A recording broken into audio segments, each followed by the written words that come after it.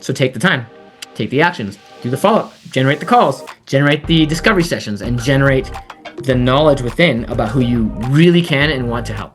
Are you making proposals? Because if you're not making mistakes, you're probably not making proposals. So if you're afraid to make a mistake, you're not going to get to the place where you make a proposal or an offer. And if you're willing to make mistakes, if you're willing to take imperfect action, as we talked about today in our client challenge for our pro members, if you're willing to make mistakes and take imperfect action, follow up, it's okay if you don't do it perfectly. If you're willing to do that, then you're going to be willing to make offers, right? If you want to make offers because you want to make clients out of them, then you have to make the mistakes. And it's okay. So just get that out of your mind. Don't try to be perfect. Just try to make mistakes. Hey, it's Daniel, and you are about to watch a clip from our free podcast, The Coach's Journey, where we help you navigate the surprisingly difficult path of building a coaching business by people who are actually doing it. And we go live, raw and unedited every week in our free Facebook community. Coaches Nation, welcome to another episode of the Coach's Journey podcast. Today's episode is all about follow-ups. Doesn't sound that exciting, does it? But it is actually very exciting because follow-up is your key to outreach. It's also your key to getting clients because most clients will not make the purchasing decision on the first conversation. That's just a fact of life. Sometimes it happens, but not as often as you might want. And so you might be finding yourself asking yourself, like, why won't people call me back? Why are they ghosting me? That's usually because you're not following up. But it's not the only reason, but it's one of the reasons, right? Because they don't need someone to wait for them. They need someone to lead them, right? They need your help. That's why you're in the conversation with them as a potential client, because they need your help. They need your support, but they need your support in making decisions and taking action on those decisions. That's what you're doing as a coach, right? You're helping them make decisions. And the first decision you're helping them make is whether to sign up for coaching. And as you go through this process of making proposals and following up, it's okay to make mistakes. I just want you to know I make mistakes all the time. It's actually required. It's required to make mistakes. And the question is, are you making proposals?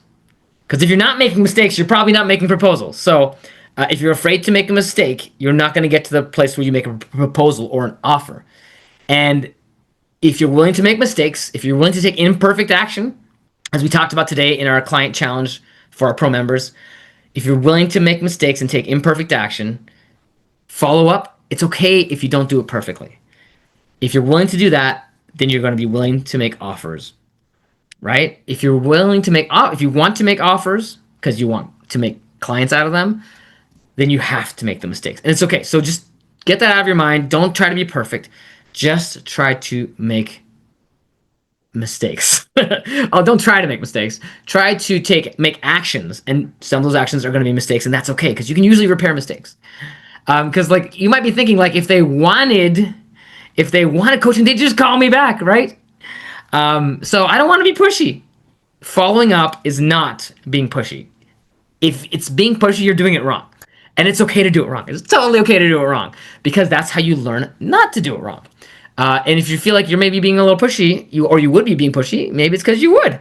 So maybe remember, it's not about being pushy. It's not about pushing them into anything. It's about fighting for what they want. And it's true. People get distracted. They get overwhelmed. They get afraid of commitment. They get afraid of all sorts of things. They go on vacation. They have crises happen in their life. Somebody passes away. Somebody moves. Their kid is in an accident. There's so many things that can happen that we sometimes project onto ourselves. Oh, they're not interested. Oh, I'm not good as a coach. It doesn't matter how good you are as a coach. It matters whether you're taking action and moving forward and making progress.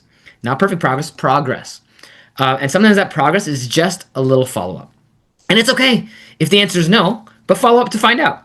Because no usually means not yet, or it means maybe move on.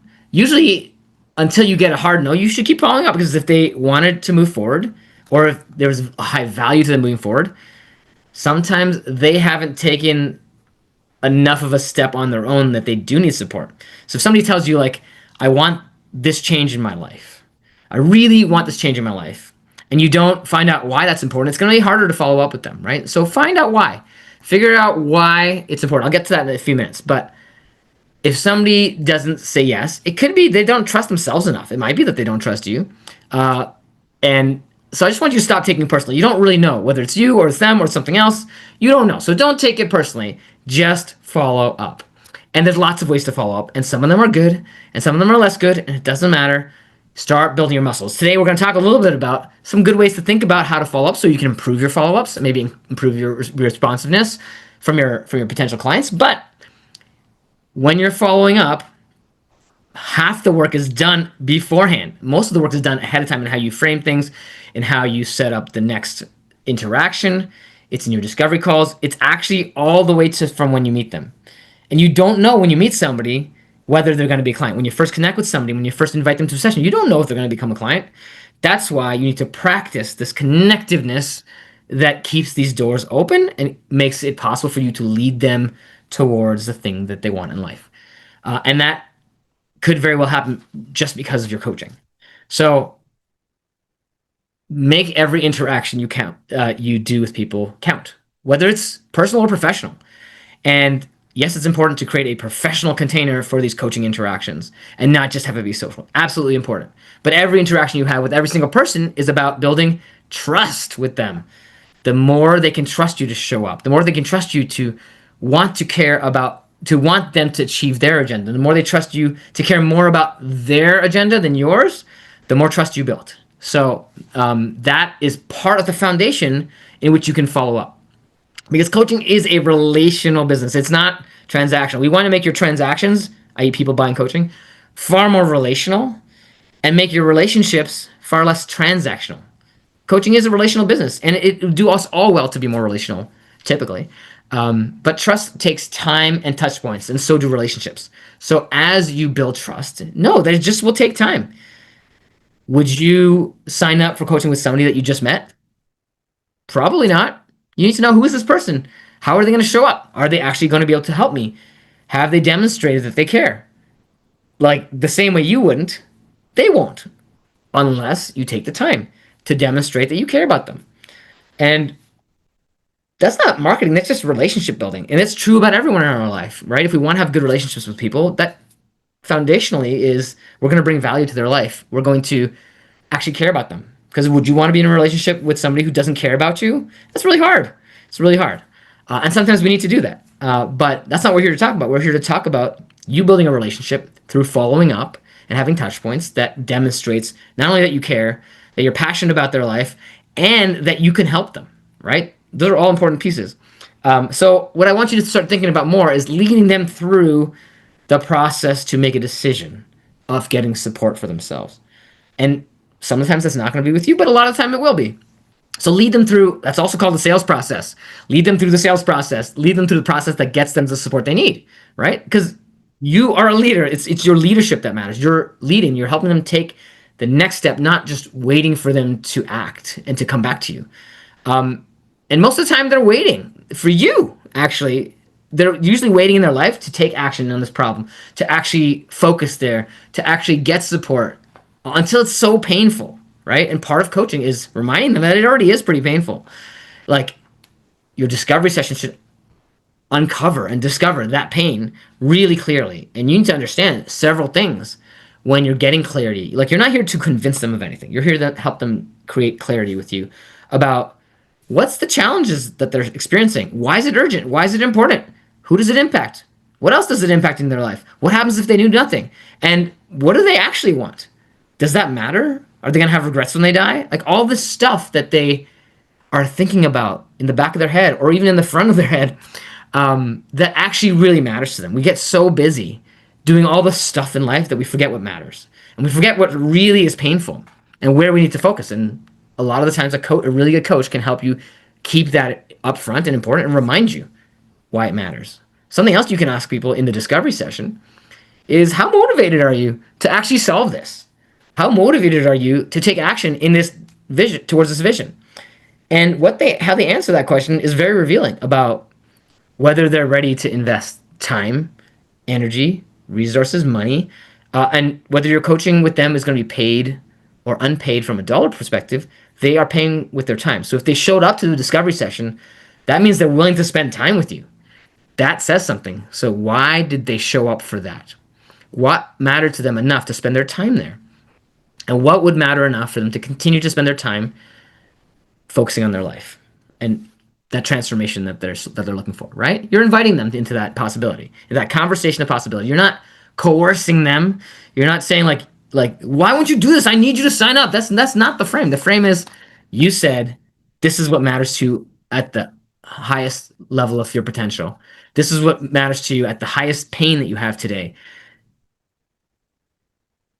Are you going to regret this if you didn't take action? Yes, of course. So this is an invitation.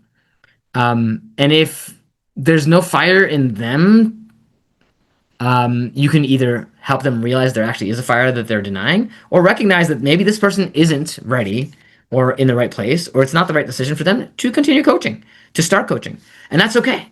Part of discovery session is, yes, it's for them to discover things, but it's for you to also discover things. You're interviewing them about whether they're ready, about what support you can offer, how you can change the game for them. That's part of the process of discovery. And sometimes at the end of the call, it's like, actually, I really can't help you. Here's some ways that you might want to go forward. Here's some resources, or here's a referral to somebody else I know who can help you. Or maybe this is not the right fit for you right now. That's okay. You have to be okay with that. And sometimes you're going to invest time with somebody who is not a good fit, and that's okay. You learn every time you do one. Every time you do a discovery session, every time you make a proposal or an offer, you learn what is and isn't aligned with you in your coaching practice. That takes time. So take the time, take the actions, do the follow-up, generate the calls, generate the discovery sessions, and generate the knowledge within about who you really can and want to help. And at the beginning, it's up to you, right? It could be anything. If you're early on in your stage and you don't have a lot of clarity here, the way to get clarity is to take action. And the way to get clients is to follow up. Right? And so a few ways that you can follow up is never end a call without scheduling the next touch point. If you just had your discovery call, tell them, hey, let's follow up. The next step here is I'm gonna say you take the week and go do your thing that we discover that you need to do next. And then in 4 days we'll have a call. Let's put it on the calendar right now. Are you good Thursday, Wednesday? Okay, put that on the calendar and we'll talk about next steps for you and how that went. And even if that didn't go well, that's okay.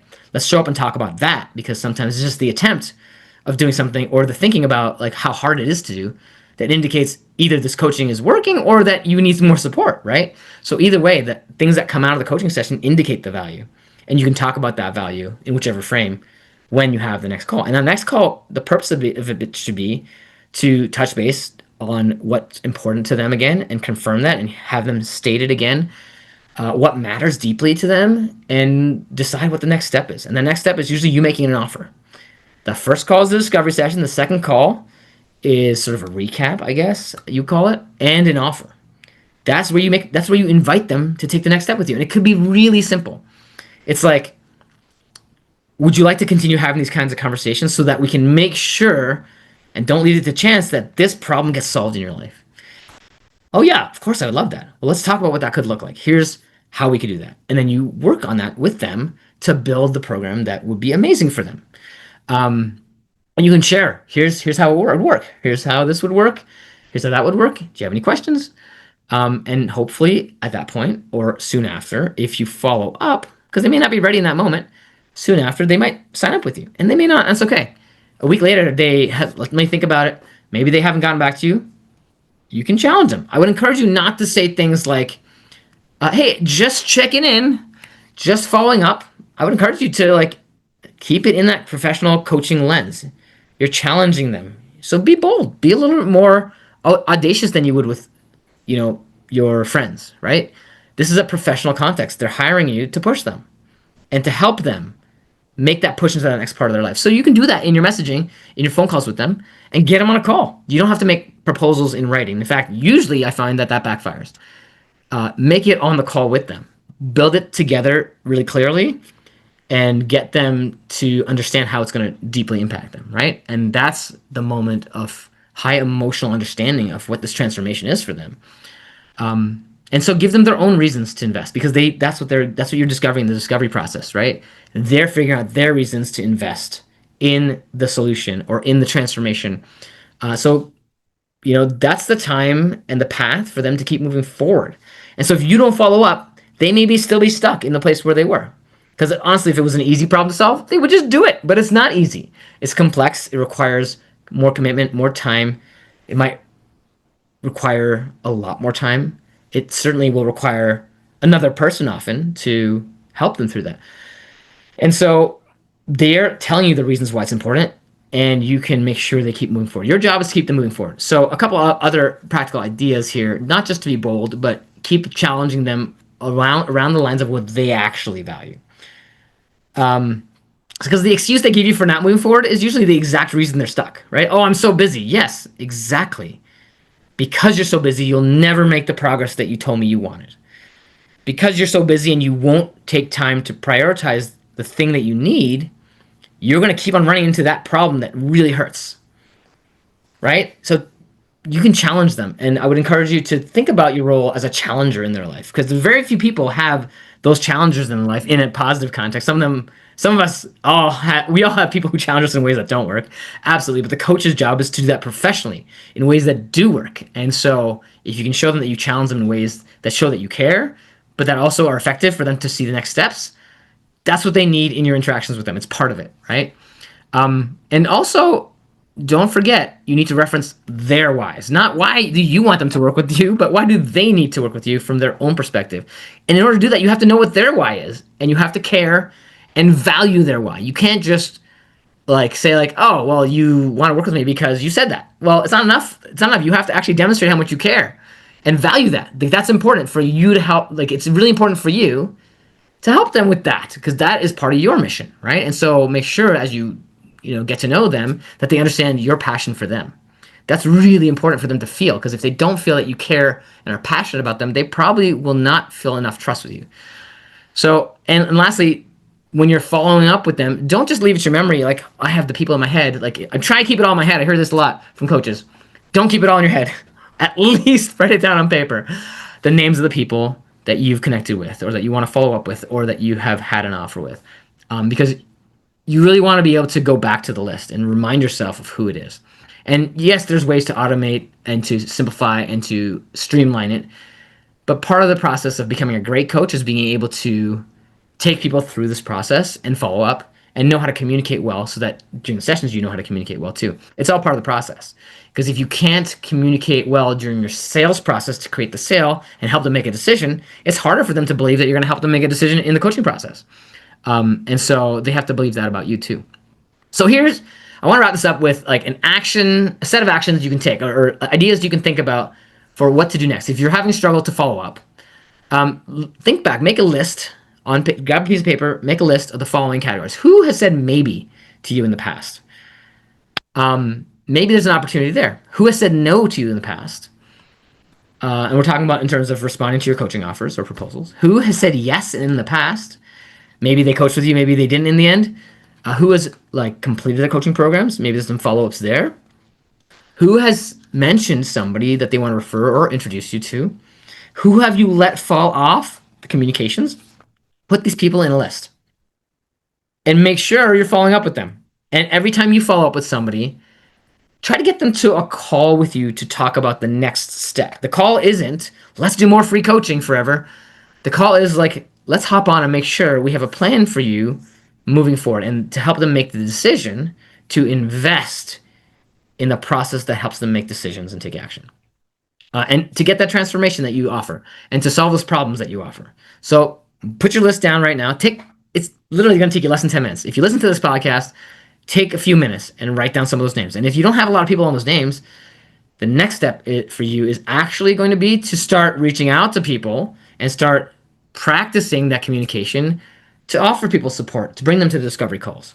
You should be making as many discovery calls onto your calendar as possible, so that you can start making proposals and offers, so you can start getting clients and changing their lives. All right. Well, I hope you like this episode of the Coach's Journey podcast. If you like what we're talking about here, we have so many other episodes too that are related to the things that we talked about today. Take a look at us. It's the Coach's Journey podcast, and we're sponsored by Coaching Mastery Community. If you want to join our free Facebook group, go to cmc.coach and reach out to myself, Daniel Fernandez, or Faisal Ensan. We'll get back to you. We'll be happy to support you in your process of following up, your process of reaching out. This is what we do for our pro members all the time. We meet weekly with our client challenge to help people get through all the resistance that it takes to bring clients on. Because it's not just about follow up. There's a whole sales process that, as you go through each of the steps, you're going to encounter your own resistance. You're going to encounter the resistance to taking the actions that you need to take.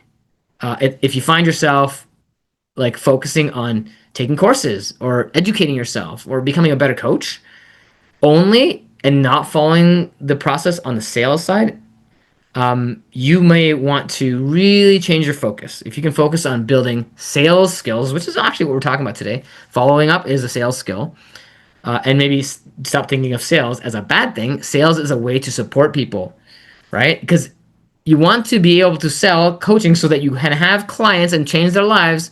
But if you don't do it for money, you won't be able to do it for very long unless you're independently wealthy, which presumably you're not if you're listening to this podcast.